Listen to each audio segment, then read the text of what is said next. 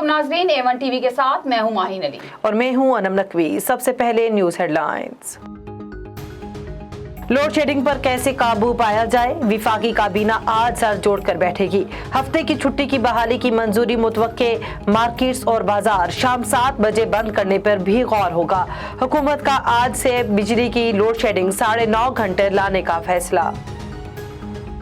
शदीद गर्मी में लोड शेडिंग का अजाब दौरानिया 16 घंटे तक पहुंच गया। शहरों में 12 घंटे, देही इलाकों में हर घंटे बाद 2 घंटे बिजली की बंदी से शहरी परेशान। शॉर्टफॉल 7,790 मेगावाट तक तजावज कर गया।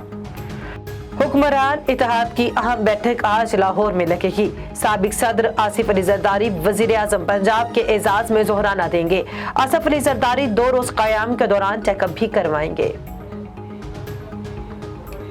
चेयरमैन नैब की तैनाती के लिए चीफ जस्टिस से मुशावरत की दरख्वास्त मुस्तरद। Chief justice Islamabad high court Athar Minallah ने रिमार्क दिए, ये पार्लियामेंट का इख्तियार है, अदालतों का नहीं।